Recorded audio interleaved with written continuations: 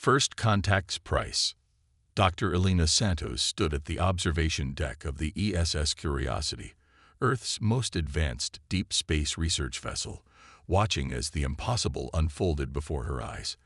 The vessel that had appeared from nowhere dwarfed their ship, its crystalline surface refracting starlight in ways that defied physics. As the ship's lead xenorchaeologist, she should have been thrilled. Instead, a chill ran down her spine as she watched the massive vessels approach. "They're not responding to any of our transmission frequencies," Communications Officer Jack Chen reported, his usually steady voice tinged with concern. "But they're definitely scanning us. Our sensors are picking up energy signatures unlike anything we've ever seen." Captain Sarah Morrison's voice cut through the tension on the bridge. "All hands, maintain positions. First contact protocols remain in effect. Let's not give our visitors any reason to think we're hostile." The Meridian vessel's response came not in words but in action. A shimmer of energy enveloped the Curiosity, freezing it in space like an insect in amber. Through the observation deck's windows, Elena watched as smaller crystalline ships emerged from the larger vessel, surrounding them in a perfect geometric pattern. "Their technology signatures are off the charts," Science Officer Dr. Marcus Wong reported, his eyes fixed on his displays. "They're operating on principles we've barely theorized about. Quantum manipulation, space-time distortion. We're looking at civilization type II, minimum." The first message from the Meridians arrived as a cascade of data that overwhelmed the ship's communication systems. When their computers finally decoded it, the message was simultaneously fascinating and terrifying in its clinical detachment. Primitive biological vessel identified. Specimen collection protocols initiated. Resistance is inadvisable. Captain Morrison's response was immediate. "All hands, initiate Protocol Omega. Let's show our friends that primitive is a relative term." What the Meridians couldn't understand, as they prepared to add another specimen to their vast collection of lesser species, was that humanity had spent its entire existence adapting, surviving, and overcoming impossible odds. They had no way of knowing that every crew member aboard the Curiosity had been chosen not just for their expertise, but for their ability to think creatively under pressure. Elena watched as her crewmates moved with practiced precision, implementing a plan that would have seemed insane to their advanced observers. While the Meridians expected surrender or futile resistance, the humans initiated something entirely different. "Quantum field analysis complete," Dr. Wong announced. "Their containment field operates on a perfect mathematical matrix." "Too perfect." Captain Morrison smiled. "Execute the randomization protocol." The Curiosity's engines began cycling through power states in seemingly random patterns, creating quantum fluctuations that introduced chaos into the Meridian's perfectly ordered containment field. It was like throwing a handful of sand into a precision machine. "They're adjusting their field to compensate," Chen reported. "But their corrections are predictable. They're following standard optimization algorithms." "Of course they are," Morrison replied. "Because they think we're primitive, they're using their most basic containment protocols." "Dr. Santos, you're up." Elena moved to her station, fingers flying across the interface. As an archaeologist, she had spent her career studying how ancient civilizations had adapted and evolved. Now she was about to put that knowledge to a very different use. "Initiating cultural protocol broadcast," she announced. The Curiosity began transmitting data. Not just signals, but a carefully crafted package of humanity's history. Not their technological achievements, but their art, their music, their poetry. The chaos of human creativity. The effect on the Meridian ships was immediate. Their perfect formation wavered as their quantum AI systems struggled to process the inherent contradictions and illogical patterns in human cultural expression. "Their containment field is destabilizing," Wong reported. "They can't maintain quantum coherence while processing our transmission." Morrison's voice carried the weight of command. "Now, Mr. Chen, show them why humanity's greatest strength has always been our ability to embrace chaos." Chen initiated the ship's emergency protocols, but not in any way their designers had intended. The Curiosity began to move in patterns that mimicked the irregular rhythms of human music, each maneuver calculated to increase the quantum instability their bizarre captors were experiencing. The Meridian ship's perfect formation collapsed entirely as their systems struggled to predict and counter movements that followed no logical pattern. In the space of a few minutes, humanity had taken their greatest apparent weakness, their unpredictability, and turned it into a weapon against beings whose technology was centuries ahead of their own. When the Meridians finally re-established communication, their message was markedly different from their first. Analysis error. Species categorization requires revision. Request diplomatic contact. Captain Morrison's response was brief. Agreed. But next time, try saying hello first. As the crystalline ships withdrew to a respectful distance, Alina realized they had just taught an advanced civilization a lesson that humanity had learned long ago. True intelligence isn't about processing power or technological advancement. It's about the ability to adapt, to think creatively, and to find strength in what others might see as weakness. The Curiosity's first contact had cost the Meridians their assumptions about primitive species, but it had given humanity something far more valuable. Proof that even in the vast expanse of space, the human spirit's capacity for innovation remained their greatest asset. Dr. Wang's voice broke through her thoughts. Captain, they're transmitting new data. I think they're asking us to teach them about human music. Morrison laughed. Well, crew, it looks like we've got a first contact situation after all. Dr. Santos, please prepare a cultural exchange package. Let's show our new friends why humanity has survived everything our history has thrown at us. As Alina began compiling the data, she couldn't help but smile. The Meridians had sought to collect specimens of a primitive species. Instead, they had discovered that humanity's greatest strength lay not in their technology, but in their ability to turn apparent weaknesses into advantages. It was a lesson that would reshape the galaxy's understanding of what it meant to be an advanced civilization. The Neural Gambit. 3 weeks after the ESS Curiosity's unexpected first contact, the Meridian High Council faced an unprecedented challenge. Their quantum intelligence networks, capable of processing yottabytes of data per second, were struggling to analyze human decision-making patterns. In their crystalline observation chamber, First Observer Lyrics watched recordings of human activities with mounting fascination and concern. Impossible, muttered Second Observer Nix, their crystalline form shifting colors in agitation. Their neural architecture is orders of magnitude simpler than our quantum networks. How are they generating such complex behavioral patterns?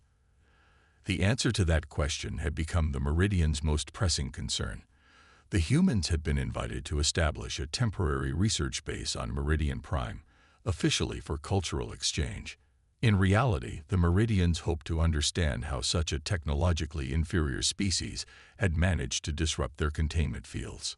Dr. Alina Santos stood in the heart of that research base, explaining Earth's classical music to a group of bewildered Meridian scientists. The aliens' quantum sensors pulsed with confusion as she played recordings of Mozart, Bach, and Beethoven. Your species deliberately introduces mathematical irregularities into sound patterns for pleasure. One Meridian researcher asked, their crystalline form flickering with confusion.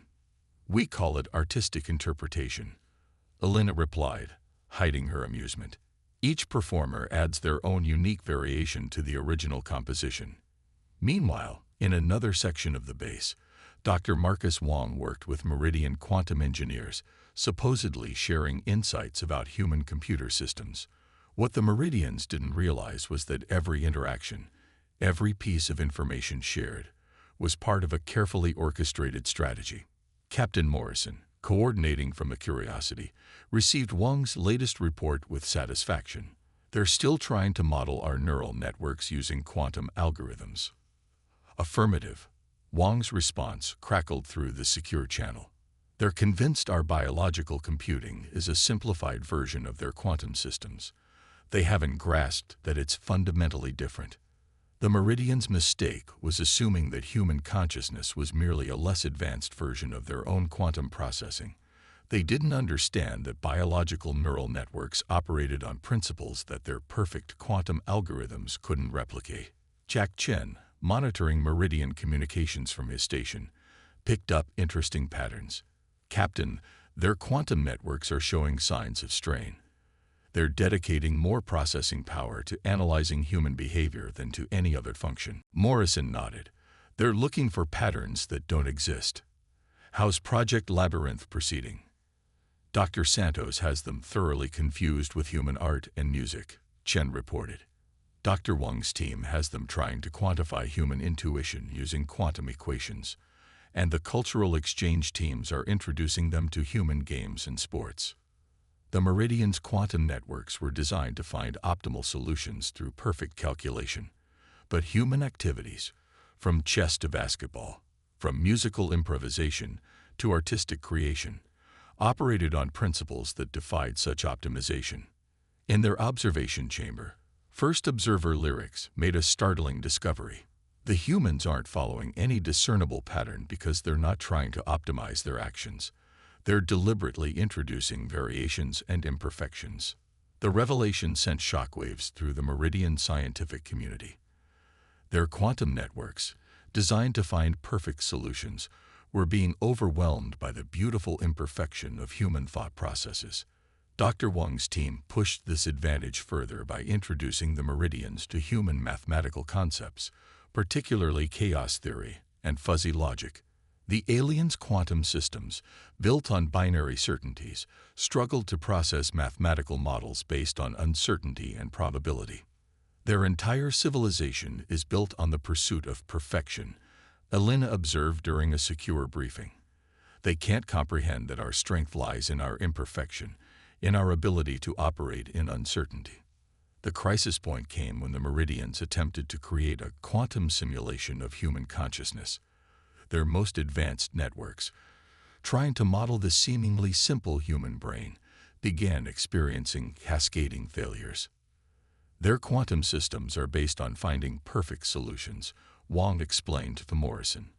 "But human consciousness isn't about perfection. It's about adaptation, creativity, and learning from mistakes. They're trying to quantum compute something that requires quantum uncertainty." First observer Lyrics, watching their most advanced systems fail to model human thought patterns, reached a profound conclusion. The humans weren't primitive at all. They had evolved something far more sophisticated than mere computational power. Their neural networks, Lyrics announced to the High Council, are not imperfect quantum computers. They are something else entirely, systems that thrive on uncertainty and generate complexity from simplicity. We cannot predict them because unpredictability is fundamental to their nature. The Meridians' attempts to understand human consciousness had led them to a humbling realization. Their quest for technological perfection had created a blind spot. They couldn't comprehend systems that turned imperfection into strength. As the Curiosity's crew prepared to conclude their cultural exchange, they knew they had achieved something remarkable. Without firing a shot or revealing their true capabilities, they had demonstrated that humanity's greatest weapon was their mind's inherent unpredictability. "Send a final message to the Meridian High Council," Morrison instructed Chen. "Tell them we look forward to future exchanges, and remind them that sometimes the most perfect solution is to embrace imperfection." As Elena packed up her cultural artifacts, a young Meridian researcher approached her. "We still cannot model how your species makes decisions," they admitted. "It is disturbing." Elena smiled. "Perhaps that's the point. The universe isn't perfect, and neither are we. Our strength lies in embracing that truth." The neural gambit had succeeded beyond their expectations. The Meridians had sought to understand human consciousness, and instead discovered that true intelligence couldn't be measured by computational power alone. In their quest to study a primitive species, they had encountered a form of intelligence that their perfect quantum networks couldn't comprehend: the beautiful chaos of the human mind. Operation Pandora. The crystalline spires of Meridian Prime glittered against the binary sunset, their perfect geometric patterns a testament to the civilization's obsession with order. Inside the human research base, Captain Sarah Morrison studied the holographic display, showing the latest intelligence reports with growing concern. "They're building something massive in the Carina sector," she announced to her assembled team. "Our long-range sensors indicate quantum energy signatures unlike anything we've seen before." Dr. Marcus Wong manipulated the hologram, expanding the sensor data. "It's a quantum computational array of unprecedented scale. Based on these readings, they're attempting to create a predictive model of human civilization." Elena Santos, who had spent months studying Meridian culture, understood the implications immediately. "They're not just trying to understand us anymore. They're trying to control us." The Meridian's initial fascination with human unpredictability had evolved into something more dangerous. Unable to comprehend how a supposedly primitive species could resist their perfect calculations, they had decided to solve the human problem through sheer computational power. They think if they can build a big enough quantum computer, they can predict and counter every possible human action. Jack Chen observed, his fingers dancing across his communication console. "Classic Meridian thinking. Throw more processing power at the problem." Morrison's expression was grim. "And once they believe they can predict us, they'll try to optimize humanity, just like they've optimized everything else in their sphere of influence. We can't let that happen." The human response took shape under the codename Operation Pandora. It would be humanity's most ambitious gambit yet, using the Meridian's own dedication to perfection as a weapon against them. "The key is in their quantum network architecture," Wong explained, highlighting sections of the stolen technical data. "Their entire civilization is built on quantum entanglement. Every device, every system, every piece of their technology is perfectly synchronized through quantum connections. Perfect synchronization means perfect vulnerability," Morrison concluded. "Elena, what have you learned about their cultural response to chaos?" Dr. Santos pulled up her anthropological findings. "They're pathologically opposed to disorder. Their entire society is structured around the elimination of randomness. They don't just prefer order, they're psychologically dependent on it." The plan that emerged was breathtaking in its audacity. The humans would introduce a carefully engineered virus into the Meridian's quantum network, not to destroy it, but to subtly alter its behavior in ways that would amplify rather than dampen chaos. "We're not going to break their system," Wong explained to the team. "We're going to make it too perfect. We'll create a quantum feedback loop that forces their networks to generate increasing levels of order until the very concept of order becomes meaningless." The implementation required weeks of careful preparation. Human scientists, supposedly sharing their primitive understanding of quantum mechanics, asked seemingly naive questions that led the Meridians to reveal crucial details about their network architecture. Chen's communication team encoded the virus in patterns of human music, Mozart's compositions interwoven with quantum algorithms in ways that the Meridian's perfect systems would find irresistible. They called it the Chaos Symphony. The beauty of it, Elena explained during the final briefing, is that their own pursuit of perfection will drive the process. The more they try to impose order, the more chaos they'll create. The moment of execution arrived during a grand demonstration of Meridian quantum technology.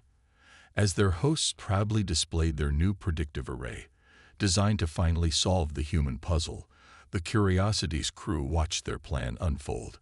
The virus spread through the quantum network like a wave of crystalline clarity. At first, the Meridians didn't even recognize it as an attack. Their systems appeared to be working with unprecedented precision, achieving levels of order they had only dreamed of. Then the cascade began. Perfect order bred perfect order, each quantum calculation spawning increasingly elaborate patterns of synchronization. The Meridians' pride in their achievement turned to confusion as their networks began generating fractals of such complexity that they defied comprehension. "They're trying to correct it," Chen reported, monitoring the Meridian communications. "But every correction they make just adds another layer of complexity to the pattern. In their desperation to restore simple order, the Meridians pushed their quantum networks to ever greater feats of computation. But they were fighting against a fundamental truth that humanity had long ago embraced. Perfect order, pursued to its logical conclusion, becomes indistinguishable from chaos. First observer lyrics, watching their civilization's crowning achievement spiral into incomprehensible complexity, finally understood. They didn't attack our technology. They announced to the stunned High Council. They forced us to confront the limitations of order itself. The massive predictive array, designed to impose mathematical certainty on human behavior, instead became a monument to the futility of perfect prediction. Its quantum calculations generated patterns of such intricate order that they could no longer be distinguished from randomness. A quantum computer of sufficient complexity, Wang explained to the Meridian scientists as they struggled to understand what had happened, will eventually generate true randomness in its pursuit of perfect order. You might say it's a fundamental law of the universe. Morrison watched as the Meridians' perfect society grappled with this revelation. Their quest to eliminate chaos had led them full circle, forcing them to confront the very uncertainty they had sought to banish. Send a message to Earth Command, she instructed Chen. Operation Pandora is complete. The Meridians won't be trying to optimize humanity anytime soon. What do we tell them about our methods? Chen asked. Morrison smiled. Tell them we introduced a little chaos into their perfect system. Sometimes the best way to defend humanity is to remind the galaxy that not everything needs to be perfect to be powerful. In the aftermath, as the Meridians began the long process of simplifying their quantum networks, Alina made a final entry in her anthropological database. In their quest to understand humanity, the Meridians discovered a truth we learned long ago. True wisdom lies not in achieving perfection, but in knowing when to embrace imperfection. Operation Pandora had succeeded not by destroying the Meridians' technology, but by using it to teach them a lesson about the limits of order. In doing so, humanity had secured not just their independence, but their right to remain beautifully, powerfully imperfect. The Symphony of Chaos. The warning came 3 days after Operation Pandora. A faction of hardline Meridian military commanders, unwilling to accept the lessons of the quantum cascade, had broken away from the High Council. Their fleet of crystalline warships, carrying weapons of unimaginable power, was heading straight for Earth. They're determined to prove their superiority once and for all, Captain Morrison announced to the assembled Earth Defense Command. They believe if they can't predict us, they'll simply overwhelm us with raw power. The holographic display showed the approaching Meridian battle fleet, 500 ships arranged in perfect geometric formations, their quantum weapons capable of reshaping space-time itself. Against this armada, Earth could muster barely 50 vessels of significant combat capability. Their tactical algorithms are still based on perfect mathematical models, Dr. Wang reported, studying the sensor data. They haven't learned anything from their previous encounters with us. Alina Santos, now serving as Earth's chief sinological advisor, saw an opportunity in their enemies' rigid thinking. They're expecting us to either match their formations or attempt guerrilla tactics. Their quantum predictive systems are prepared for both scenarios. Then we'll give them something entirely different, Morrison replied, a plan already forming. Something their perfect calculations can't possibly anticipate. Mr. Chen, send word to all Earth vessels. It's time for the symphony. What followed would be recorded in military histories across the galaxy as one of the most unusual battles ever fought. The Earth Defense Fleet, instead of adopting traditional combat formations, arranged itself according to musical principles. Each ship will follow a different musical score, Morrison explained to her bewildered fellow commanders. Classical, jazz, rock, every genre humanity has created. Our movements will be guided by rhythm and melody rather than tactical algorithms. The Meridian commanders, watching the human fleet's apparently random deployments, were confident of victory. Their quantum targeting systems, capable of predicting the position of any object based on known physical laws, began calculating firing solutions. Then the symphony began. Earth ships moved in patterns that defied military logic, but followed perfect musical timing. Vessels performing Mozart's compositions executed precise maneuvers that seemed random to meridian sensors, but contained hidden mathematical beauty. Ships following jazz trajectories introduced controlled improvisation into their flight paths, making them virtually impossible to target. Their targeting systems are designed to predict movement based on tactical efficiency, Wang reported, monitoring the battle from Earth's command center. They literally cannot compute the concept of movement for aesthetic purposes. The Meridian fleet's first wave of quantum weapons missed entirely, their perfect calculations thrown off by the human ship's adherence to musical rather than tactical patterns. The second wave fared no better, as Earth vessels performing a complex jazz improvisation shifted positions in ways that seemed to defy physics, but actually followed the subtle mathematics of rhythm. They're trying to adjust their targeting algorithms, Chen announced, intercepting Meridian communications. But they can't figure out our underlying pattern because there isn't one. Each ship is following its own musical logic. The frustration of the Meridian commanders was evident in their increasingly erratic attacks. Their perfect formations began to break down as they tried to adapt to the humans' incomprehensible battle strategy. Ships programmed for mathematical precision found themselves unable to target vessels moving to the rhythm of human creativity. Elena, watching the battle unfold, understood the deeper significance. They built their entire civilization on the assumption that perfect mathematical order was the height of evolution. They never considered that art and chaos could be equally powerful organizing principles. The turning point came when the Earth fleet began its counterattack.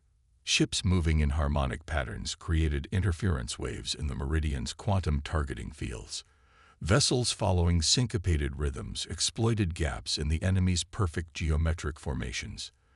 The very unpredictability that the Meridians saw as primitive became a weapon they couldn't defend against.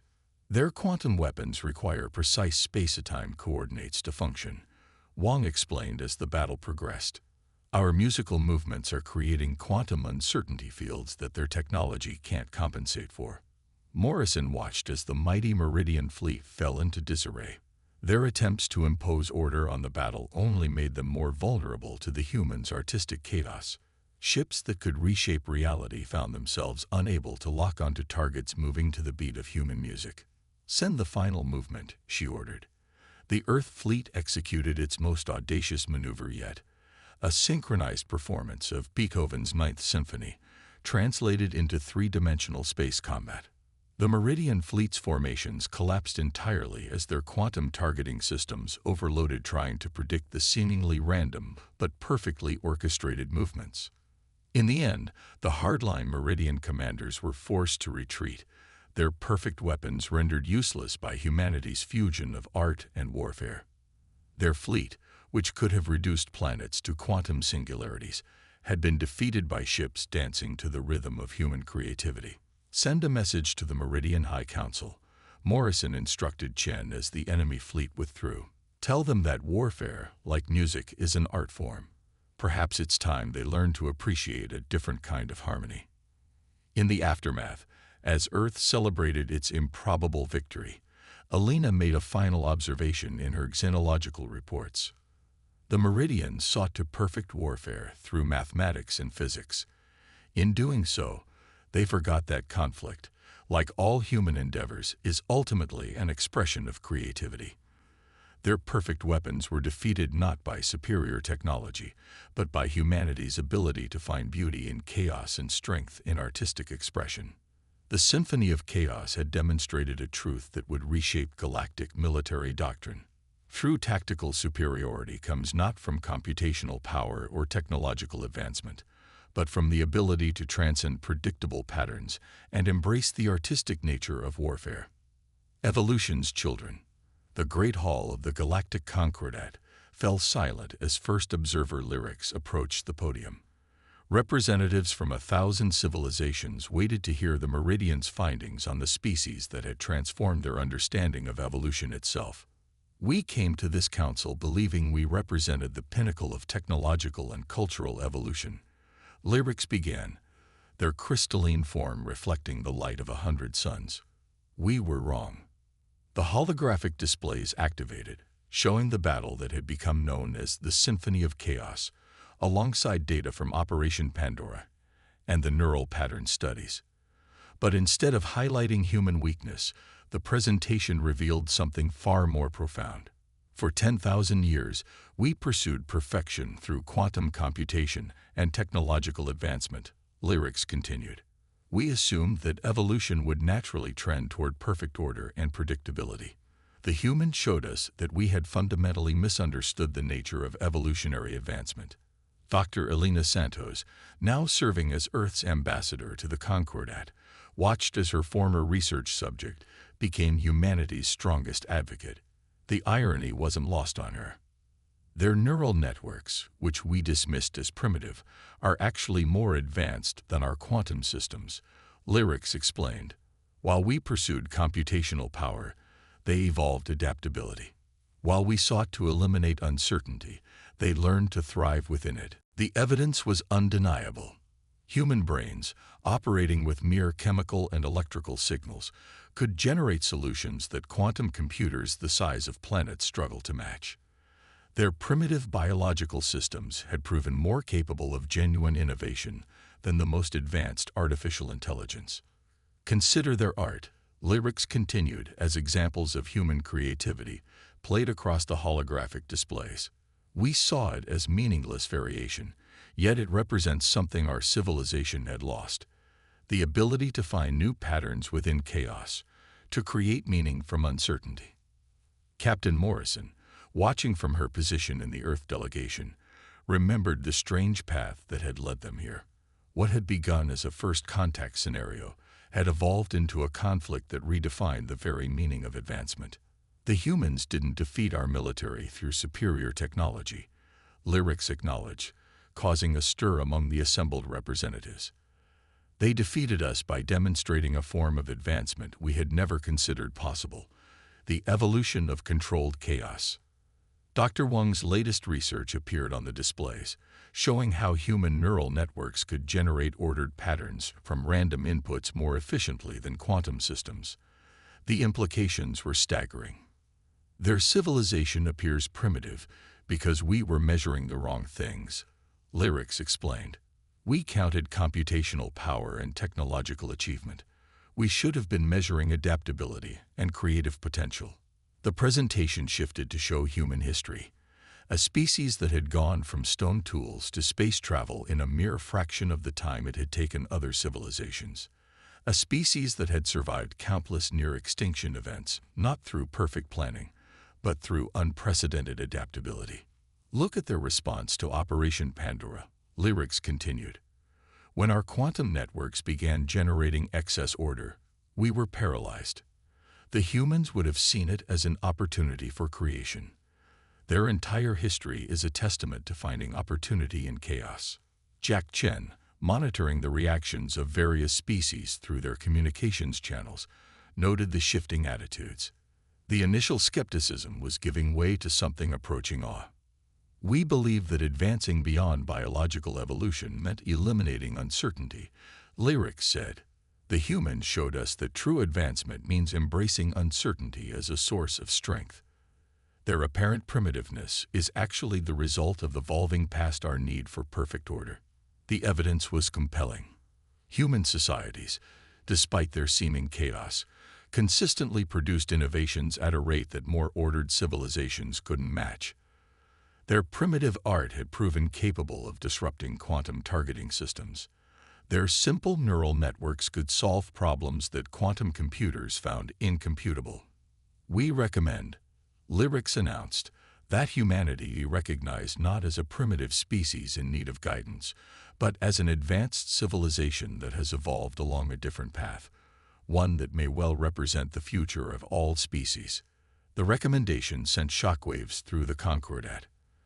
The Meridians, long considered the most advanced civilization in known space, were essentially admitting that a species they had initially dismissed as primitive had surpassed them in fundamental ways. Furthermore, Lyrics continued, we propose a new definition of evolutionary advancement.